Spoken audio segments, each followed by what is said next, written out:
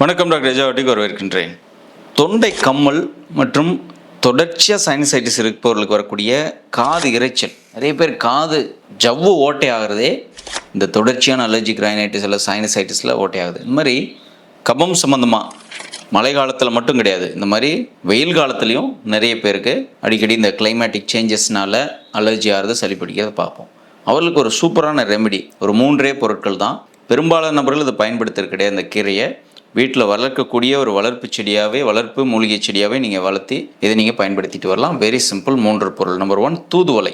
இந்த தூதுவளை கீரை வீட்டில் ஒரு தொட்டியில் வச்சாலே மடமடன்னு நல்லா வளர்ந்துடும். இந்த தூதுவளை கப நீக்கி அருமையான பிராங்கோ டைலேட்டர்.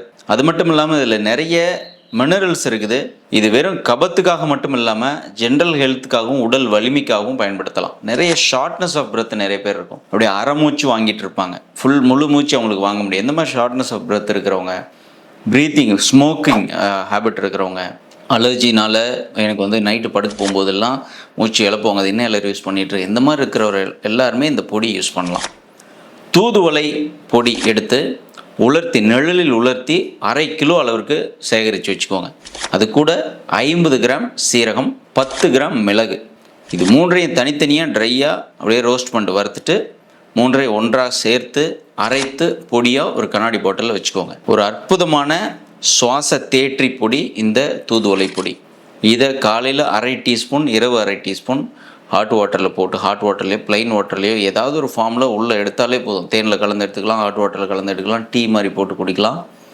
ஏதாவது ஒரு ஃபார்மில் தினந்தோறும் காலை இரவு எடுத்துகிட்டு வாங்க. ஒரு 14 டேஸ் ரெகுலராக எடுக்கலாம். ப்ராப்ளம் சரியானவுடனே விட்டுடலாம். திருப்பி கொஞ்ச நாள் கழித்து தொந்தரவு இருக்கும் பொழுது எடுத்துக்கலாம். இது காது இரைச்சல் இருப்பவர்களுக்கு, சளினால் ஏற்படக்கூடிய காது அடைப்பு, சளி தான் பிடிச்சிருக்கும் ஆனால் காது அடைச்சிருக்கும், இந்த மாதிரி இருப்பவர்களுக்கு, ஸ்மோக்கிங் பண்ணுறவங்களுக்கு அருமையான ஒரு டீடாக்ஸ், லங் டீடாக்ஸ் பண்ணக்கூடிய ஒரு பொடி தான் இந்த தூதுவளை பொடி. இது கடையிலையும் கிடைக்கும், தூதுவளை பொடியாகவும் கிடைக்குது. நீங்களே வீட்டில் இந்த செடி வாங்கி வச்சுக்கோங்க. எல்லா நர்சரியிலையும் அந்த மாதிரி மூலிகை செடிகள் விற்கிறாங்க. தூதுவளை செடியை வாங்கிட்டு வந்து வச்சு நல்லா வளர்ந்ததுக்கப்புறம் அந்த இலைகளை அப்பப்போ, மொத்தமாக இலையை அறுத்துறாதீங்க, அப்பப்போ கொஞ்சம் கொஞ்சம் மேல் அடி இலைகளை மட்டும் பிச்சு நீங்கள் நிழலில் உலர்த்தி வச்சு 1/2 கிலோ வந்ததுக்கப்புறம் நீங்கள் இந்த ரேஷியோவில் பண்ணலாம். இல்லை எனக்கு 1/4 கிலோ தான் இருக்குது, உலர்ந்ததுக்கப்புறம் 1/4 கிலோ வரணும். இப்போ 1/4 கிலோ வந்தது நான் சொன்ன ரேஷியோவில் அப்படியே பாதி.